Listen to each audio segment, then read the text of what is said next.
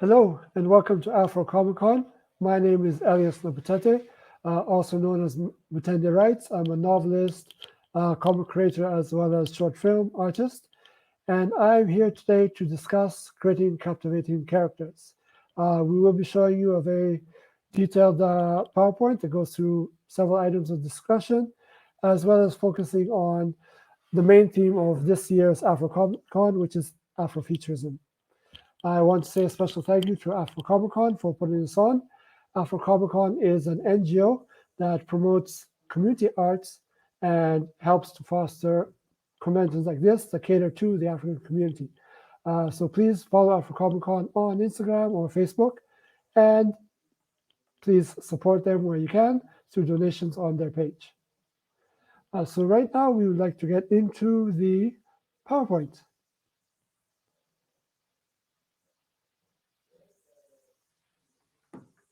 So once again, I am Mutendei, and we are going to discuss creating captivating characters. So right off the bat, the first thing, that's my little icon. Try to make things as lively as possible. As I said, special thanks to Afro Comic Con and you for attending and supporting as you always do, and volunteering to be a part of this experience. So in details, Afro Comic Con is a program of Oakland's Technology and Education Center, a registered 501c3 nonprofit organization created for the Black diaspora and African community. As a 3-day event, it's very innovative, exciting, with new interactive convention combining art, tech, workshops, gaming, cosplay, fashion, writing, creativity, Flash, which is fit like a superhero, as well as web TV, filming, VR, and more. So everything you'd ever expect to see in a Comic-Con, but catered to you. Together with industry professionals like myself in different fields, Afro Comic-Con hosts panelists who share insights to inspire patrons and bolster their entrepreneurial creativity and production. So hopefully with this discussion we have today, I'll be able to contribute something to your learning experience and development as an artist.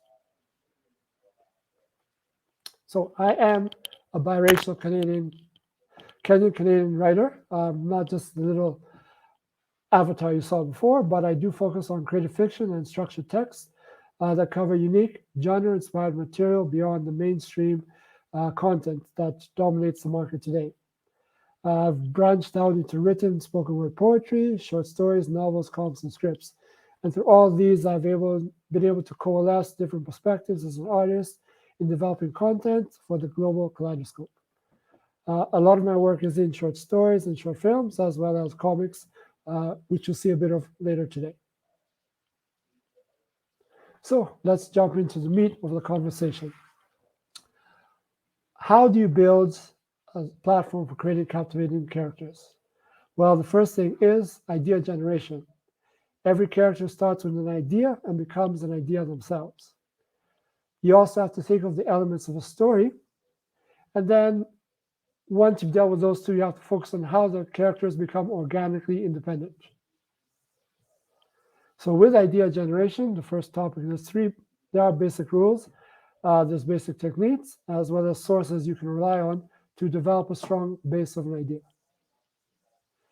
When it comes to basic rules, there are no bad ideas, just untested ones. I'm sure you've heard the phrase, shoot your shot. If you don't shoot the shot, you never make any. So shoot your shot with an idea. You never know how far it can take you or what it can become. Also, no one hits a home run on their first try. So you want to create a quantity of ideas to refine for quality and get a different dynamic. Sometimes you might find one idea doesn't stand on its own, so you have to put 2 or more ideas together. Then, again, you don't hit a home run on your first strike. You need to give yourself time to be creative. If you have watched Squid Game, which seems to be dominating Netflix now, the writer wrote it about 10 years ago, 10, 15 years ago, and he just kept it and kept developing it. A lot of these big name artists who have really developed themselves as script writers or comic creators have actually taken 5 to 10 years to build up their stories. So there's no rush to the finish line. If your idea is good, there'll always be an audience for it. So on the idea of techniques. So role playing, get your best friend together, play around, horse around, pick things from your daily life and just see what works, what can identify with the audience. If you are familiar with Insecure, and forgetting, Issa Rae behind Insecure started her success with her web series, Misadventures of an Awkward Black Girl. And she just picked up people from her childhood, high school friends, college, and made her own web series. It was just very organic, but it was real to life, and that is what actually launched a career. Nothing is stopping you from doing the same. So get your friends together, role play your ideas, test them in a real environment. The other thing is you need to focus on what's in the spectrum or the ether and what's not. What we seem to be have happening in Hollywood currently is there's a lot of rehashing, a lot of remakes. Seems to be a stagnation of new ideas. So always ask yourself, if I'm coming up with an idea, is it something new? Is it something novel? Is it something that's going to change the game? Now, with the approach of thinking of your character like an idea, each idea has its pros and cons. So similarly, your character will have their pros and cons, which develop in terms of their attributes, which will then become their character Bible. Now, you can also apply brainstorming, which is basically throwing mud at the wall. Just keep hammering away at an idea. First idea you get, you might not like, but as I said, keep building ideas, get a variety to choose from. It will lead to something else. No man or no artist is an island. Always seek collaborators to get new perspectives. You may not just be showing your great idea the right way. You might need to tweak it a bit. So it's always good to get a second opinion, someone to play devil's advocate, okay? Especially when you're dealing with things that involve specialists or professionals. You want to seek expert opinions on that. Okay. So now dealing with the sources of ideas, we have story concepts, we have time periods, we have characters, and we have the purpose of the story. And these all lead to ideas developing in different ways. Okay. So if you're looking at a story concept, right, if you have fantasy, you're going to take something that is not in the everyday life cycle of your audience. So for example, Star Wars and the movie Hancock. If you look at something futuristic, then you need to change the everyday modalities that people exist with, which is what Ready Player One succeeds in. If you look at something historic, then you have to remove yourself to another time, limit your technology you're using, and it's more human-based interaction. This is clear in the movies Troy, Gladiator, and other things. If you are a fan of alternate reality, there's so many realities you can shape. You really don't have any limitations. You have a carte blanche. So you can think of things like the Dark Tower, Riddick. So many things to choose from. Now, when it comes to postmodern movies, obviously we deal with a lot of apocalypses and collapsed societies. The Purge is a good example. Take something that's a challenge that you face every day. How would that challenge look like if it was blown up 100 times, right? How would that collapse your world? So that's something that you can definitely focus on.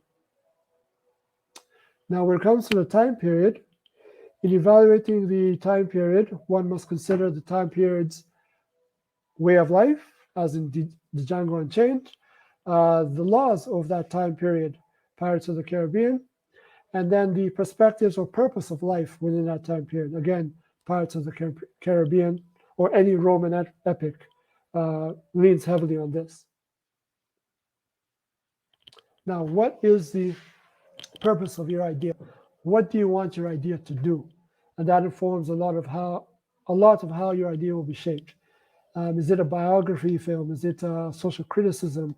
For example, the recent movie about the Chicago trial, Chicago 7, yes.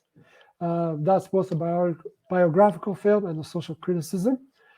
Historical sagas like the movie Alexander, again, alternate history, documentaries, fantasy adventures, and anything you can add to that list. They will shape your idea and help guide you down the path to fulfilling it on screen or in a comic book. Now, we come to the characters themselves. How do the characters impact your story? So, two ways. The characters can either have an impact on the world, Superman, Gladiator, Neo, or Morpheus in the Matrix, or the world can impact them, Batman, Gladiator, Hancock. So you need to decide where the scales tip. Do you want your world to impact your character more, or do you want the character to impact the world more? So what works with your convenience and with the overall gist of your story is at your discretion. Now, when the character is having an impact on the world, are they going to transform it like John Travolta's character in Phenomenon? Are they going to save it like in Blade or the lead characters in the Tomorrow War? Or do they destroy it? The movie Fight Club and the sci-fi horror Life are good examples of all these categories. What is the impact of the character's world? How are they shaped by it? Now, this falls into four categories. What type of job do they have? How do they make their everyday living? If you look at a lot of superhero films, superheroes either have to be rich, uh, technological geniuses, or have a big inheritance. But what if they're an everyday working person? Going back to the film Hancock, right? So he's a superhero existing in his world, but no one questions how Hancock makes his money to survive and live. And then in their journey as a character, is it a question of self-determination or actualization? What are they doing with their time and moment in space-time? Again, we look at the character as part of the larger society. What is the state of society and world they live in? And what is the locus of control the character has within that society? If you look at the movie The Mask of Zorro, the main character has to live two lives, one as an aristocrat and then one as a freedom fighter and champion of the downtrodden, right? And he has to do so keeping both separate from each other. Now, this comes to an interesting segment where we see how character interacts with the larger world on a personal level. So, as an individual person, they'll have internalized discussion and have internal symptoms or problems. Hancock, perfect example. He starts off just monologues, doesn't really communicate well with anyone. He's withdrawn, he's sullen, alcoholic. But then he develops a family around the PR person, and then obviously Charlize Theron's character, who ends up being his long lost wife, right? So he develops a familial relationship. He develops goals. He has some stakes. And there's obstacles to him maintaining his newfound family, and then conflict which he has to resolve. He also has to deal with how society views him. At first, he's a menace. When the PR executive comes along, he's greeted with some skepticism, and then he earns his place in society, leading to a positive aftermath once the main conflict, both physical and ideological, is resolved. So, this is one thing I always like to play around with. The character development. For me, I find characters first develop on screen in three ways. Okay, the first is first impressions. You need to have people buy into your character. If people don't buy into your character, you lose the plot, you lose the audience, and yeah, you have to come up with another story. So first impressions can either be a method of introduction or a character gimmick. Uh, Also, you have transformations of the character or transformational revelations. They learn a shocking truth. Okay, so method of introduction. Now, depending on the type of movie and how you want to enthrall the audience with your character, you can either introduce them indirectly or directly. Indirectly builds up suspense, directly helps whet the audience's appetite and get them hooked in the story right away. So, an example of a direct introduction is Blade. One, the first scene opens up in the nightclub where he's dancing, vampires attack, Blade shows up and does what Blade does. If you look at indirect introduction for suspense, think of how Thanos was introduced in the Avengers saga. He was the hidden hand behind the scenes, pulling strings. Everyone heard the name Thanos, Thanos, Thanos as this unseen threat until the final two films. But when he did show up on screen, he proved he was that menace. The same applies for Krull in Idris Elba's character in Star Trek Beyond. The villain that you're introduced to at the beginning is not the actual villain. It turns out he's a Star Trek officer and he's betrayed his own oath and wants to take revenge against the Federation. Uh, Another good example of indirect introduction is Kaiser Sose. Throughout the story, you hear Kaiser Sose, Kaiser Sose, Kaiser Sose. And Kaiser Sose narrates his own legend, even though you don't know it's him narrating until you get to the final scenes and the surprise, the big reveal happens. Now, character gimmick. A good character always has a habit, saying, or token object which becomes a defining pinnacle for the impact and significance of the character within a script or movie, and it's something that will help the audience identify or latch on to the character.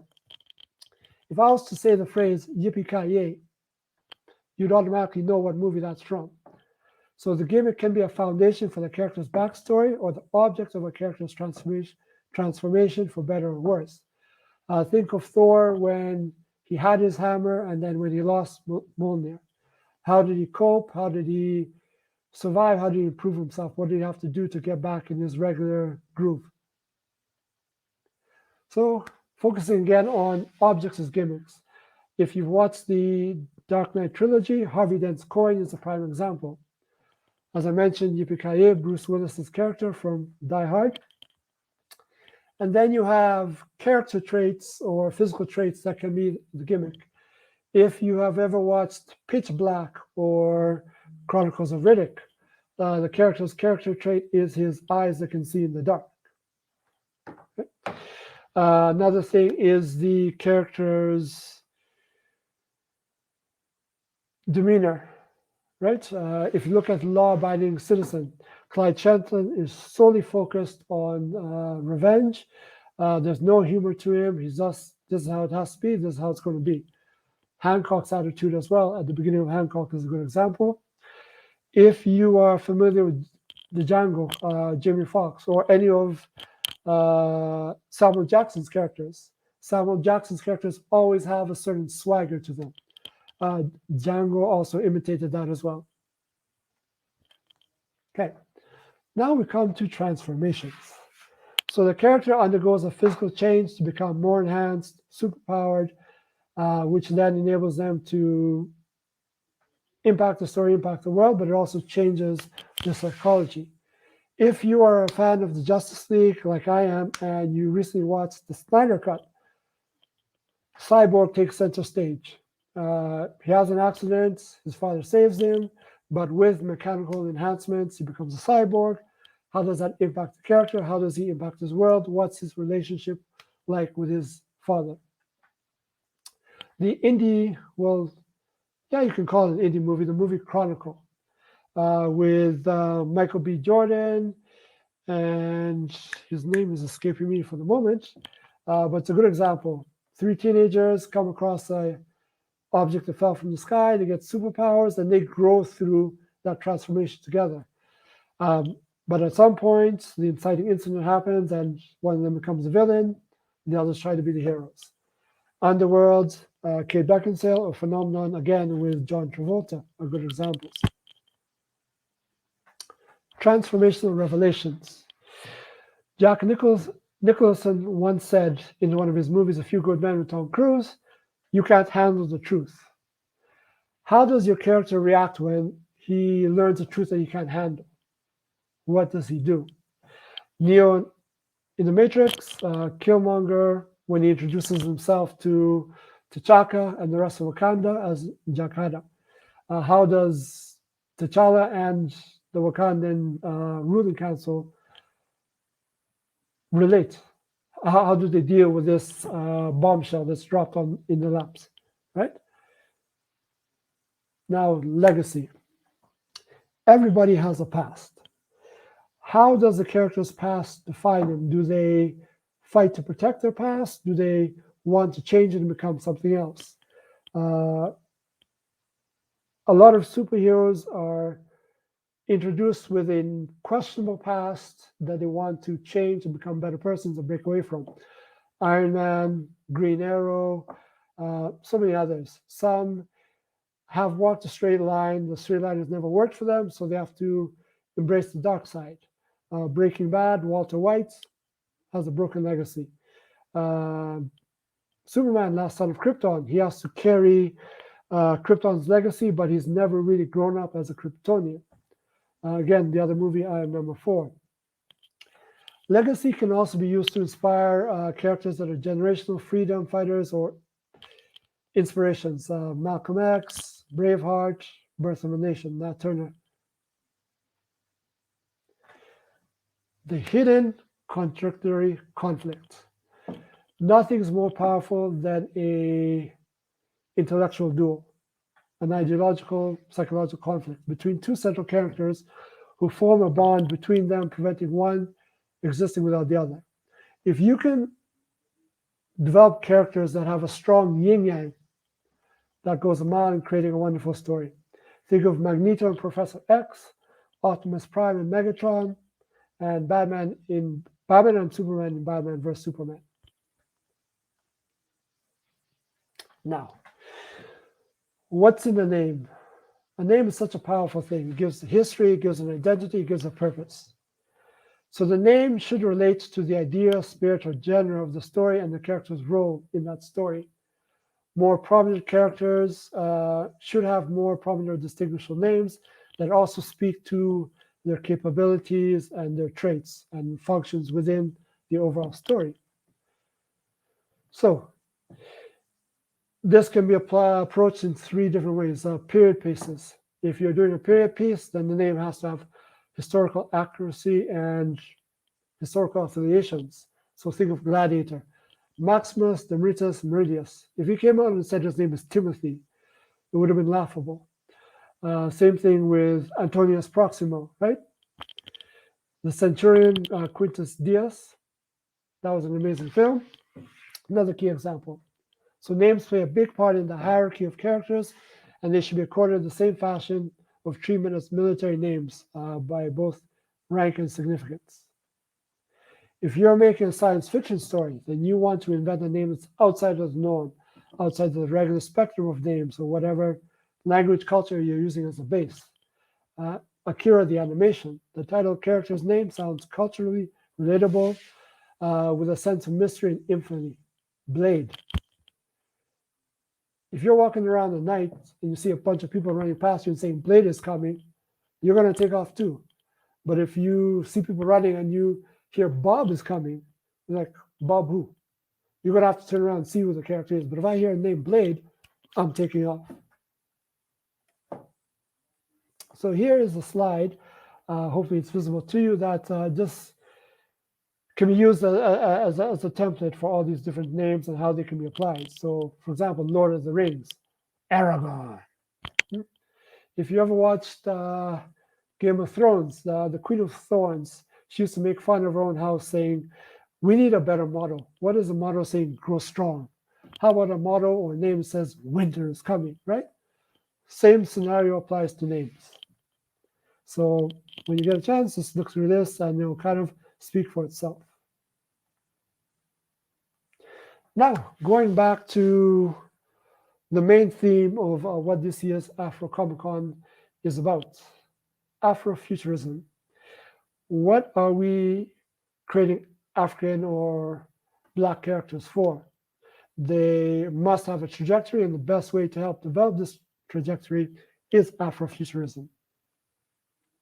So, with a specific need for Black and African characters to appear autonomously on screen without the influence of oppressive colonialist ideologies, Afrofuturism developed as a paradigm of thought to provide a powerful template or platform for developing characters within this frame of mind. So Octavia's Brood, right? Just show a couple of examples that tie into the wide spectrum of Afrofuturism.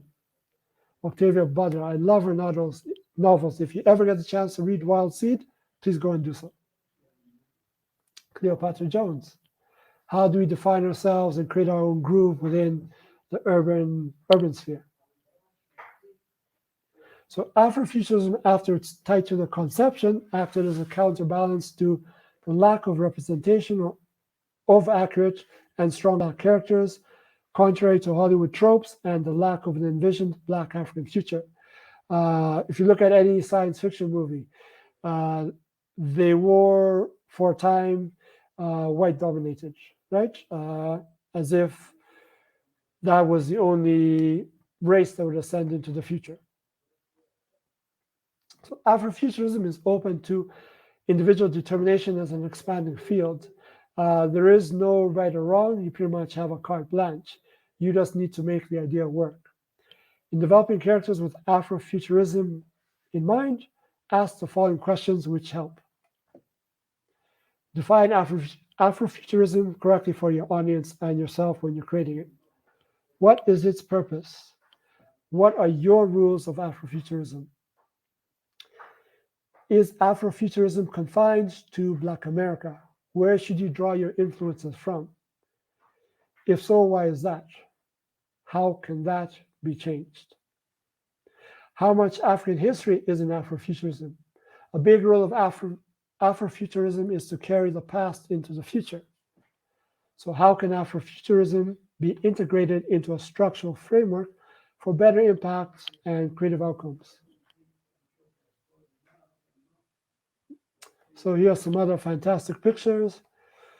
Janelle Monáe. And again, this exactly captures where you draw, this conflict captures where to draw Afrofuturism from. So here we see Black American influences and African influences colliding. Right? And this is one of my own creations, Shadow Walkers, which will be available hopefully everywhere pretty much soon.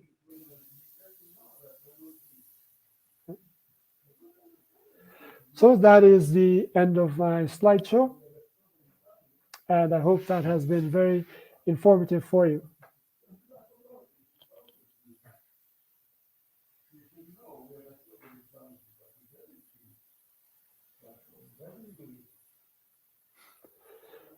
There are additional resources when it comes to Afrofuturism. I do try to mix up a couple stories on my website. So if you do have the chance to go to my website, mutenderights.com, please have a look at the variety of stories I've put there.